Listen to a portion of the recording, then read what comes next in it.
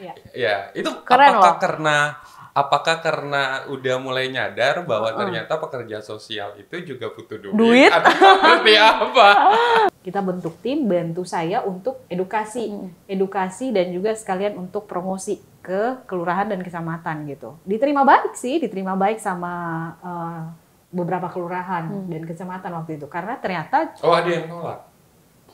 exactly ya. Kan itu beberapa soalnya kan. Iya, ada beberapa kita sampai 10 kok, sampai 10 kelurahan, tapi saya nggak usah spill lah ya. Itu kan masa lalu lah ya.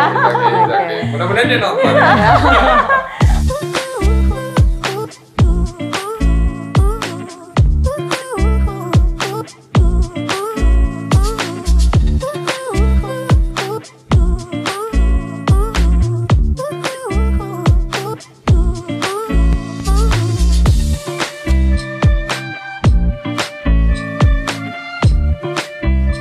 Welcome back to BNS Podcast. Apa kabar buat saudara semua? Senang rasanya kami bisa menyapa lagi di program kesayangan kalian pastinya BNS Podcast. Dan hari ini BNS kehadiran salah satu, kalau mau dibilang ya, tokoh muda inspiratif yang akan berbagi insightful-nya terkait perjalanannya membangun bank sampah namanya Mutiara Timor.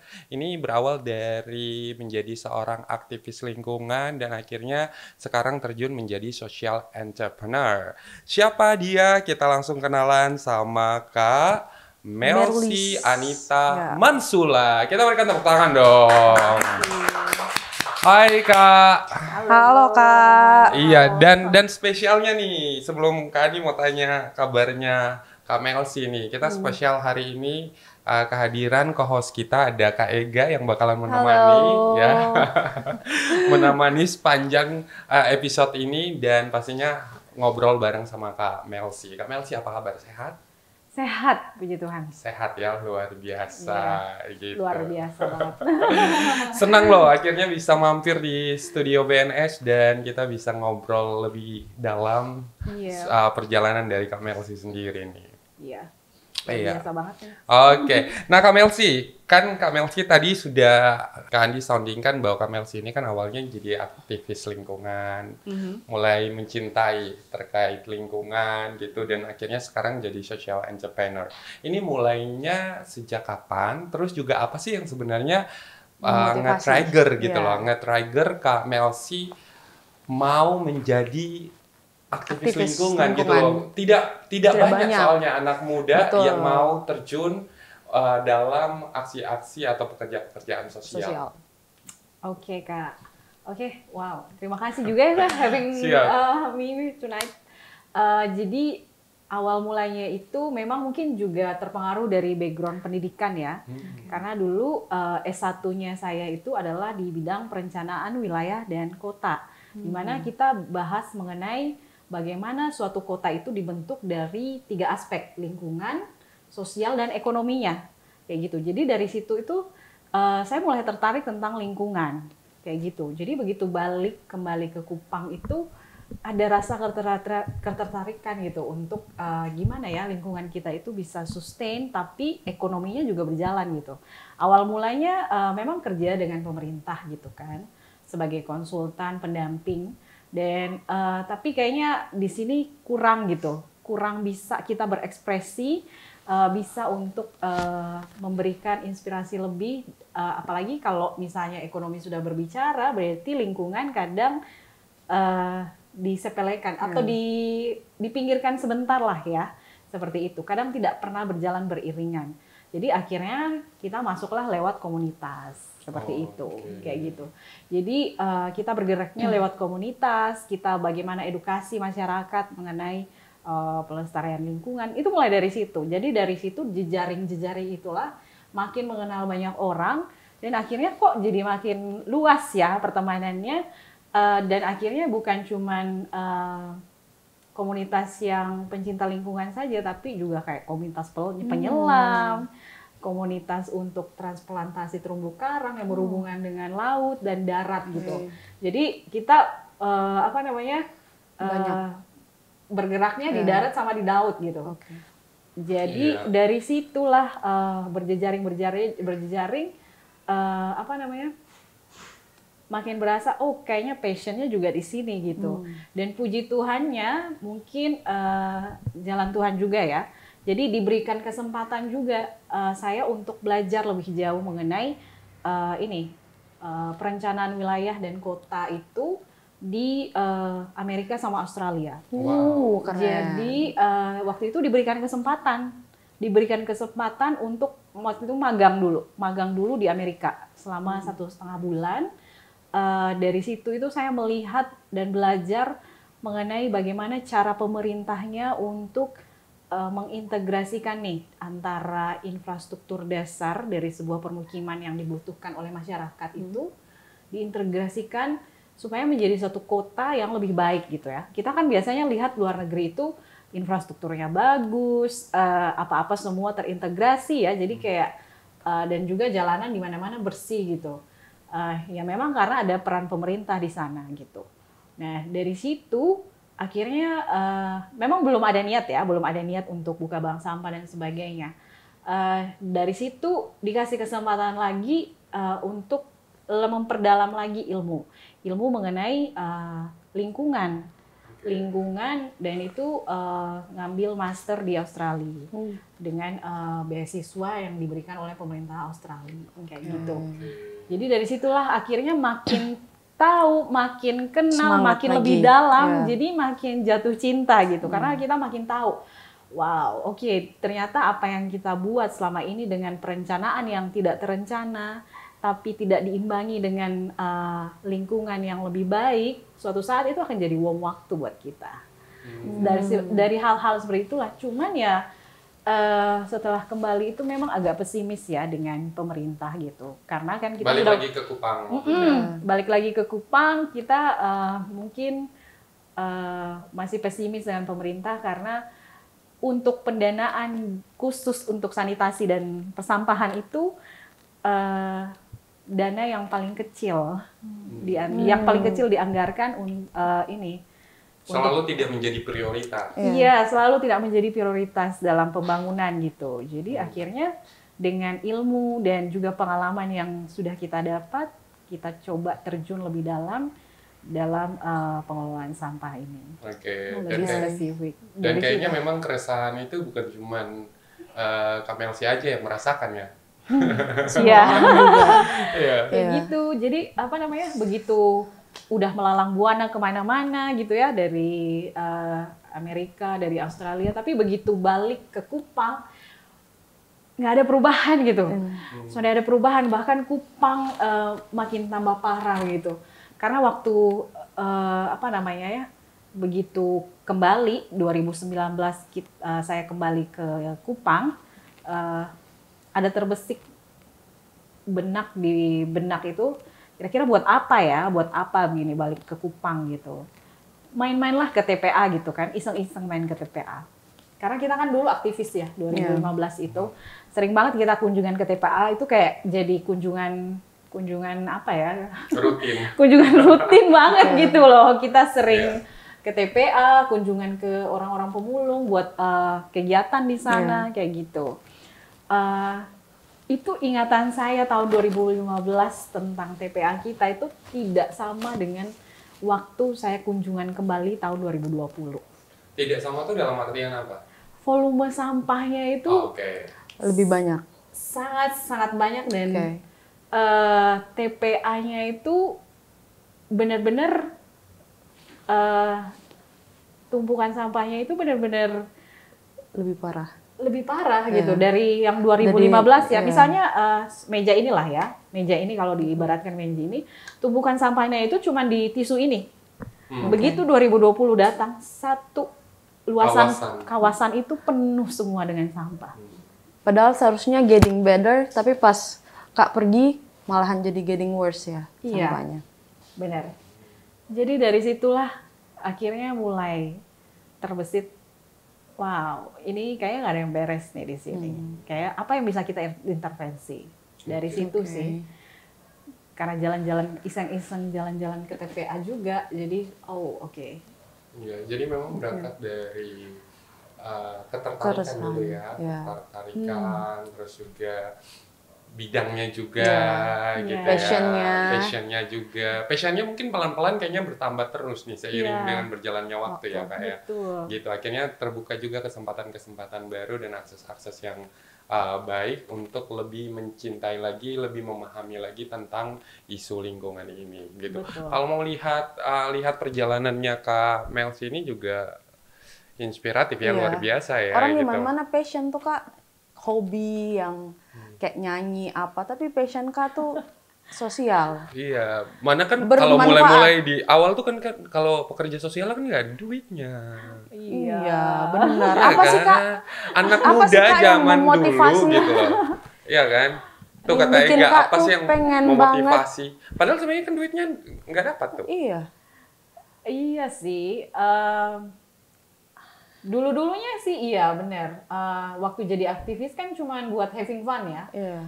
Sekedar karena apa ya, melihat kekecewaan di dalam bagaimana pemerintah itu menjalankan pemerintahannya dan bagaimana kebijakan-kebijakan yang ada itu kadang terlalu berpihak gitu pada satu sisi.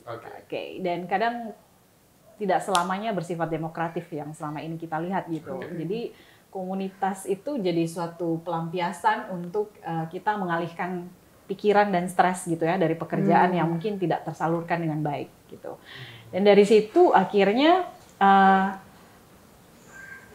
jadi merasa nyaman. Mungkin dari situ, dari kegiatan-kegiatan itu ada ya merasa fulfill lah ya, ada merasa oh ya kayaknya nyaman juga di sini. Selain jadi balance lah ya antara pekerjaan dan juga stres yang berlebihan gara-gara pekerjaan dan ditutupi dengan kegiatan-kegiatan komunitas seperti itu. Jadi memang kalau dari untuk melihat segi materialnya memang tidak ada gitu. Yang ada ngeluarin duit gitu. Kita ngeluarin duit untuk kegiatan-kegiatan sosial kita gitu.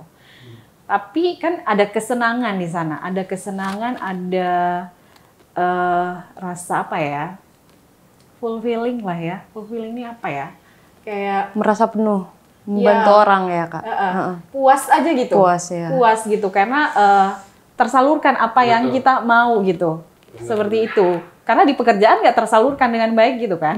Jadi akhirnya di komunitas kita bisa gitu untuk menyalurkannya, menyalurkan hasrat kita untuk membuat sesuatu lebih baik gitu, walaupun itu tidak berdampak dalam artian tidak berdampak secara ekonomi secara finansial gitu, tapi sebenarnya hatinya yang full gitu, penuh dengan sukacita. Benar, itu dia sih kata-katanya. Nah itu tuh yang belum didapat oleh orang-orang yang mungkin awalnya udah mikir duit. Benar. Iya kan, dan itu yang didapat oleh teman-teman yang pekerja sosial. Keren ini kita bakalan bahas lebih lanjut lagi ya, masih dengan Kak Melsi, tapi tetap di BNS Podcast, di obrolan yang sonde asal Mbak Omong. Back again to BNS Podcast, masih sama dengan Kak Melsi. Jadi Kak, ada yang beta mau tanya. Jadi berawal dari seorang aktivis. Terus sekarang beta dengarnya Kakak berubah menjadi seorang social entrepreneur, which is Kakak adalah founder Bank Sampah.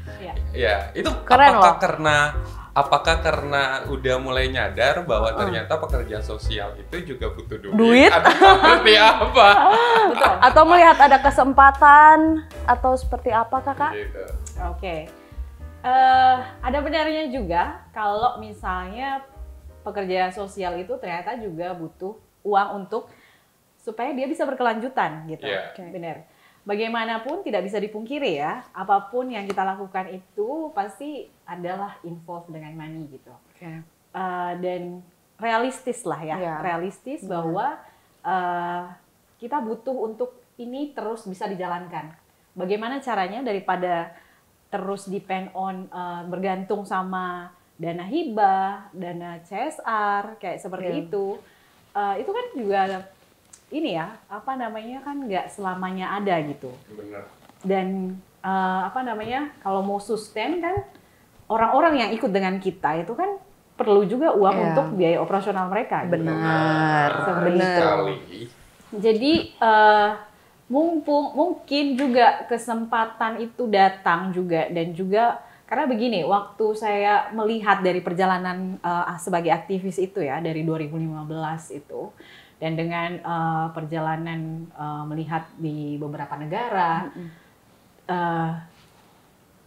kembali lagi waktu saya S1 di Malang waktu itu, saya mendengar gitu ada seorang dokter.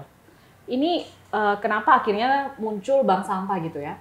Muncul bank sampah di pikiran itu karena kayak ke flashback gitu waktu kuliah, kita ada kuliah tamu gitu ya dari seorang dokter. Dia buka jasa untuk pasien-pasiennya dia yang kurang mampu, itu boleh dibayar dengan sampah plastik kayak gitu. Iya, Gamal Albin Said mungkin salah satu nama yang cukup populer ya di nasional. Dia salah satu anggota DPR RI sekarang, dan cukup fenomenal dia pada saat itu juga.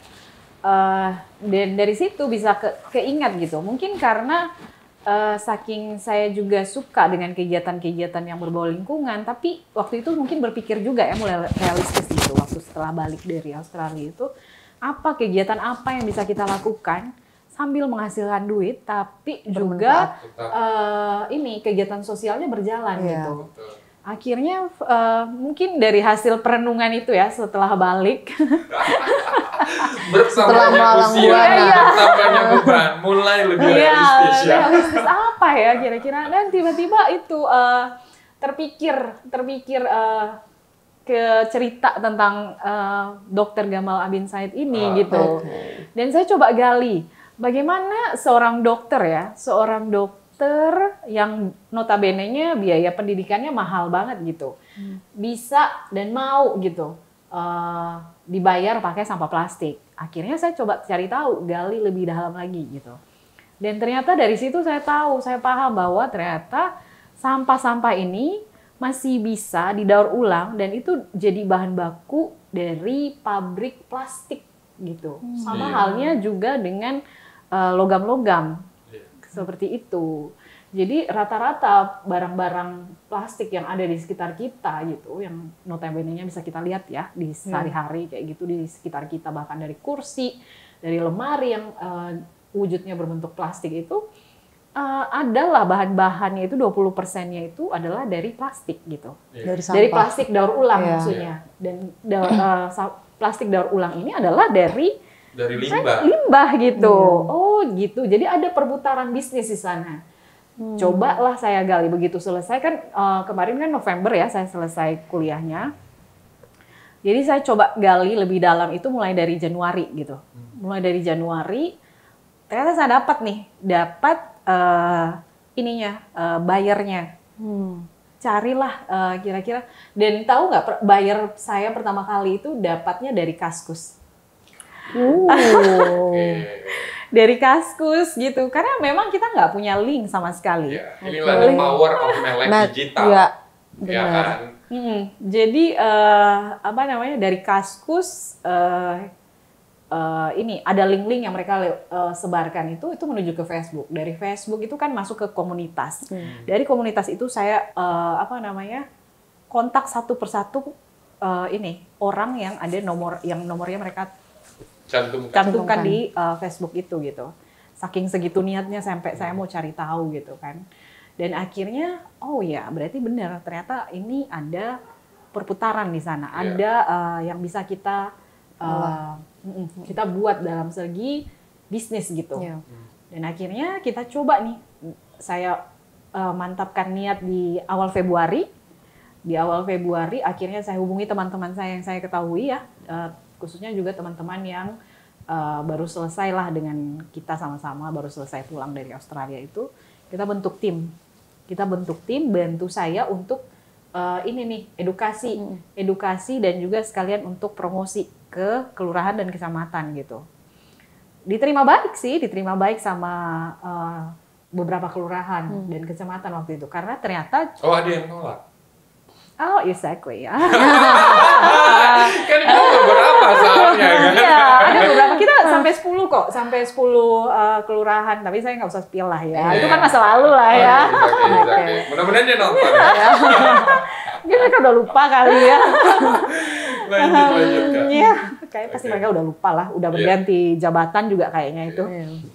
Jadi, dan ternyata beberapa kelurahan dan kecamatan itu menyambut dengan baik karena sebenarnya mereka udah terpapar dengan hal-hal seperti ini sebelumnya.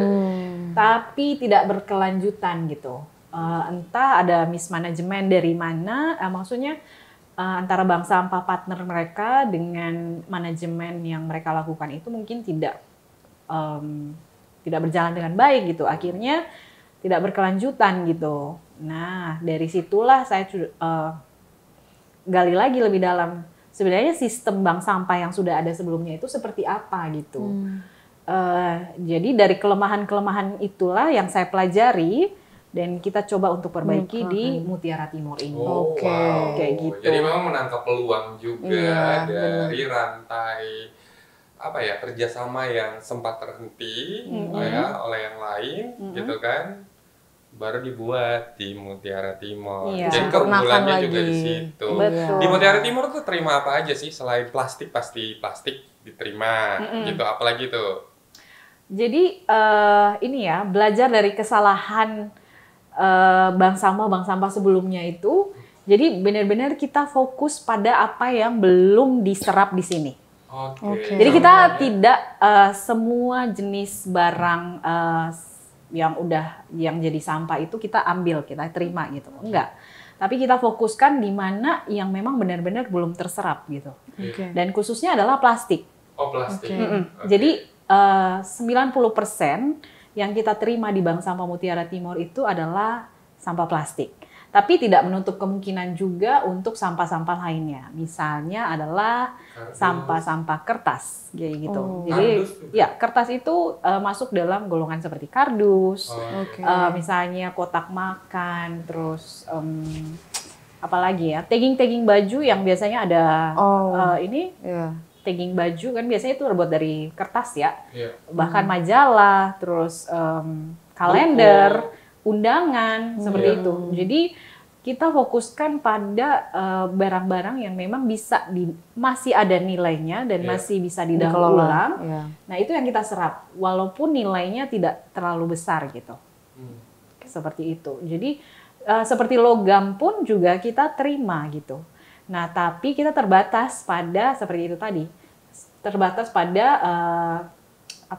logam-logam yang memang tidak diterima oleh para pengepul yang sudah ada di Kota Kupang kayak gitu. Karena kan logam kalau bisa teman-teman tahu ya di Kota Kupang itu kan banyak lah ya pengepul-pengepul logam yang udah terima. Bahkan sebagian masyarakat itu juga mengerti bahwa kalau besi-besi bekas dari hasil pembangunannya mungkin dari hasil bangun rumah atau konstruksi gitu itu masih bisa diuangkan. Tapi ada jenis-jenis logam yang tidak bisa diterima oleh para pengepul itu.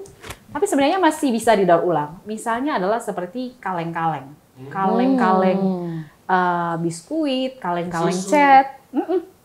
Seperti itu. Kaleng-kaleng yang itu sebenarnya tidak terserap oleh pengepul di sini. Kalau orang Kupang bilang tuh black. Oh, black. Ya. Betul. Bukan kaleng. Oh iya. Betul. Formal amat ya. Iya, black. Aduh, sampai lupa. Susu, black. Biskuit. Belum bisa diterima ya. Di Mutiara Timur diterima. Oke, tapi banyak pengepul-pengepul mandiri yang tidak terima. Betul, kayak gitu. Jadi, mungkin karena bayarnya nggak ada kali ya? Bukan bayarnya nggak ada, tapi itu masalah. Jadi yang saya tangkap dari kenapa mereka itu tidak mau terima, karena begini, kalau misalnya plastik itu kenapa si para pengepulnya itu cuma terima plastik-plastik yang spesifik, misalnya seperti gelas-gelasan ataupun botol-botol. Karena plastik ini ternyata makan tempat banget. Maksudnya untuk misalnya 10 kilo sampah plastik itu dia hampir menggunakan space itu sebanyak hampir 1 meter persegi. Jadi kan PR dan lain sebagainya ya. Betul. Jadi space yang dibutuhkan untuk menampung sampah-sampah ini nih butuh yang besar. Sedangkan kalau teman-teman boleh lihat ya, para pengepul itu rata-rata space-nya tidak terlalu besar. Seperti itu. Jadi akhirnya memang difokuskan pada plastik-plastik yang memang bernilai tinggi dan banyak dan tidak memakan terlalu banyak tempat. Jadi kalau misalkan nanti BNS Squad yang pengen untuk pergi apa ya istilahnya jual juga timbang plastiknya, limbah plastiknya itu bisa langsung ke Mutiara Timur ya? Bisa ya? Banget gitu. Oke, jadi jangan lupa nanti kalian bisa hubungin juga lewat nomor telepon di bawah ini, nanti langsung terkonek sama Kak Melsi. Gitu. Sekarang dibantu berapa banyak orang sih Kak di Bank Sampah Mutiara Timur ini? Kita dari awalnya berjalan itu cuman saya sendiri loh. Kerja sampai 12 jam gitu ya, cuman ditemani. Iya. Ditemani sama seekor anjing yang setia sampai jam 12 malam gitu ya. Ini tapi sekarang udah kita udah dibantu oleh 15 orang. Wow. Keren ya. Dari one man show akhirnya bisa punya 15 orang. Ya, satu tim 15 orang gitu ya. Iya. Iya, luar biasa. Dan mudah-mudahan bisa menginspirasi lebih banyak anak-anak muda juga betul, gitu. Kak. Anak muda asli Kota Kupang untuk jangan cuma berbisnis tapi juga berdampak sosial. Ya kan, lebih luas lagi dan seperti perjalanannya Kak Melsi gitu.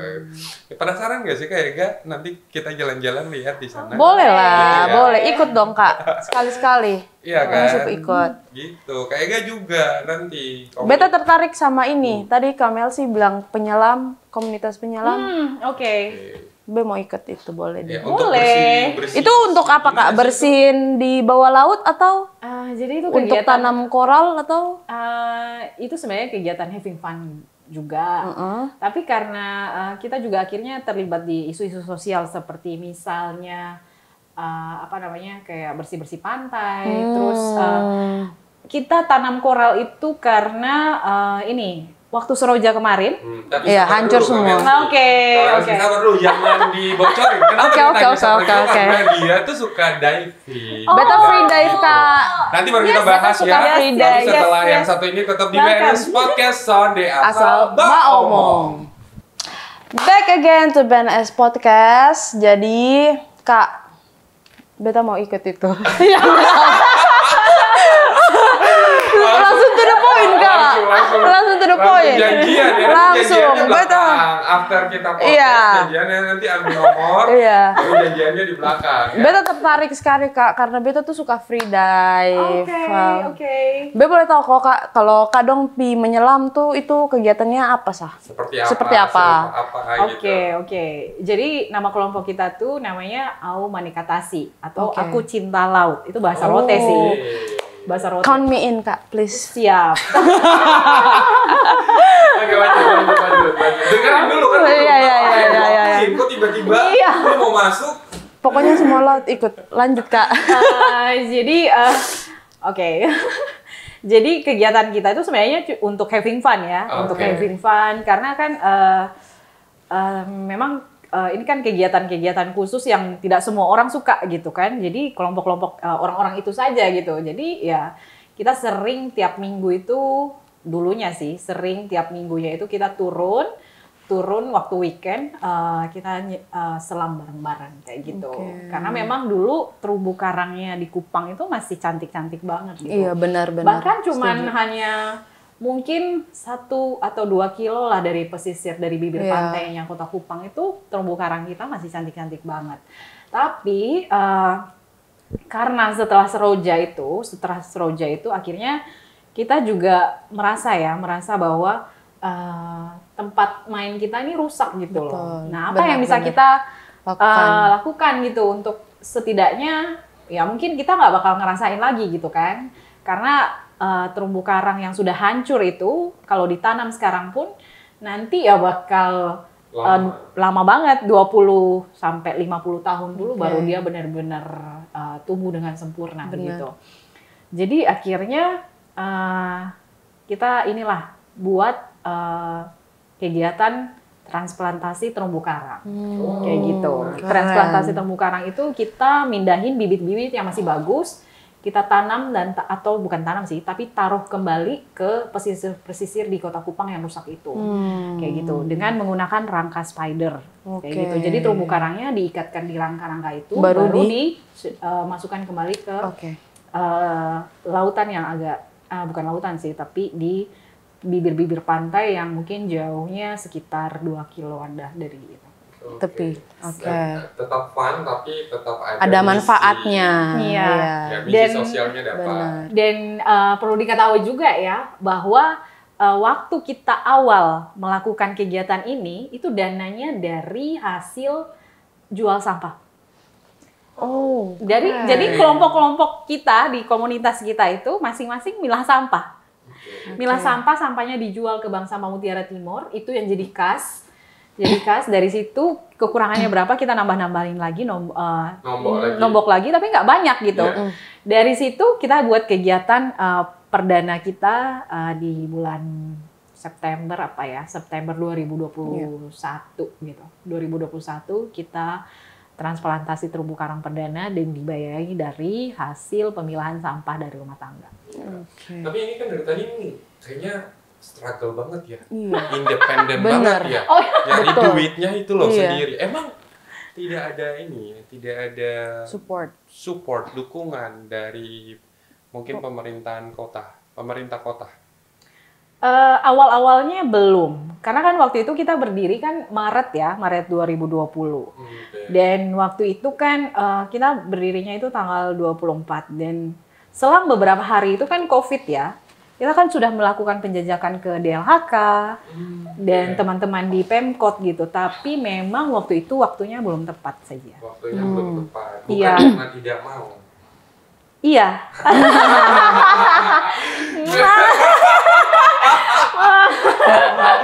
Ya semoga.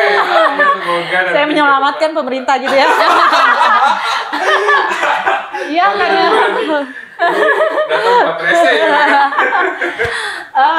Ya kita anggap aja waktu itu memang waktunya belum tepat gitu, karena semua lagi kocar-kacir, panik, COVID juga gitu kan.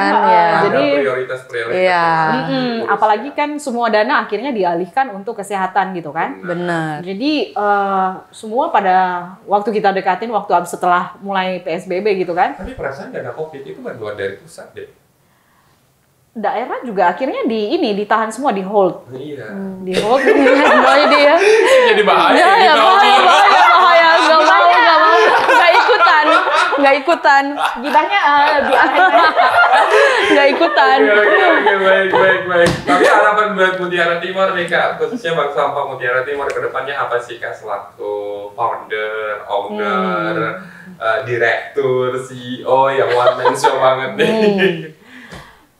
Harapan dari kami itu ini sih, cita-cita kami lah ya, dari awal berdirinya Mutiara Timur itu kami menginginkan bahwa 20% saja masyarakat Kota Kupang terlibat dalam pemilahan sampah gitu.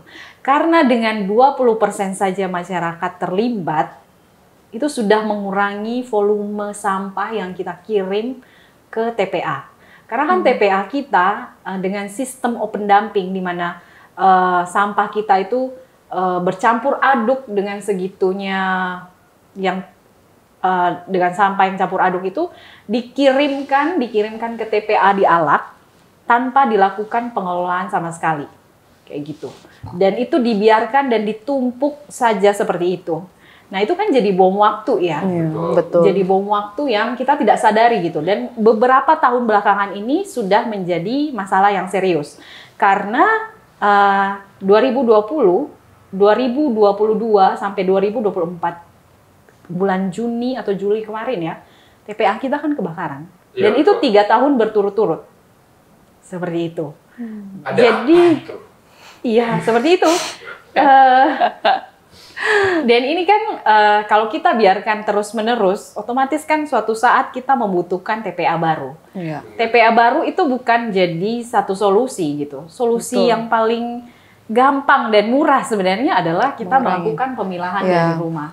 Karena selain mengurangi beban operasional dari si dinas terkait, dinas DLHK, kita juga istilahnya sebagai masyarakat ya yang menghasilkan sampah, kita juga membantu untuk mengurangi beban yang selama ini sudah kita beban yang selama ini sudah kita berikan ke bumi gitu. Karena dengan terbakarnya TPA itu kita mengirimkan namanya gas metana dan gas metana ini adalah salah satu penyusun atau komponen penyusun dari gas emisi gas rumah kaca yang menyebabkan salah satunya adalah perubahan iklim itu. Betul. Seperti itu. Semakin menipis. Iya, jadi makin panas, Say. Jadi makanya kalau makin panas, kayaknya heran Kupang semakin panas. Panasnya salah satunya juga adalah kontribusi dari pengelolaan sampah kita yang tidak tepat. Betul sekali. Ya, ini luar biasa nih. Kita berikan tepuk tangan dong buat Melsi ya. Luar biasa. Mudah-mudahan semakin banyak lagi ya teman-teman BNS Squad yang lagi nonton juga semakin mendapatkan banyak insight terkait ternyata kita tuh bisa keren dengan menjadi aktivis sosial ya, terus juga bisa juga tetap dapat nilai ekonomisnya juga. Alasannya kita betul-betul mau mikir lebih kreatif lagi gitu ya, dan terus mau belajar. Terbukti sudah ada nih Kakak Melsi yang membuktikan bahwa dengan passionate di bidang lingkungan akhirnya juga berdampak ke finansial juga, ngebantu sesama gitu ya. Banyak orang juga dengan hadirnya Bank Sampah Mutiara Timor. Ini kita doain mudah-mudahan Bank Sampah Mutiara Timor ini terus sukses dan mudah-mudahan semakin besar, semakin besar dan semakin keren dan pastinya ditunggu undangannya ya buat Kak Ega dan Kak Andi berkunjung ke sana. Siap. Cuman kita udah selesai sih aktivitas terumbu karangnya. Nanti kita buat lagi Kakak. Baru kita buat lagi. Karena itu udah tahun cuaca kurang bagus. Iya. Tahun depan anggarannya dari Kak Ega boleh ya? Siap. Amin. Ribet soalnya kalau minta anggaran ke tempat lain gitu lah ya. Amin. Tahun depan. Baik. Oke, terus teman-teman mudah-mudahan sangat enjoy dengan episode ini ya, dan kita doain semua sehat dan berkarya dengan passionnya masing-masing, terus juga berdampak buat lebih banyak orang lagi gitu ya. Seperti BNS yang setiap kali kalau kalian nonton podcastnya selalu aja dapat yang namanya manfaat dari teman-teman yang hadir di sini untuk berbagi kisah inspiratif mereka. Oleh karena itu jangan lupa untuk apa Kak Ega? Like, comment, and subscribe. Iya, karena hanya ada di Ba Omong Nonstop yang kita sama-sama obrolannya sonde asal Ba Omong. Sampai jumpa di next episode berikutnya. Bye.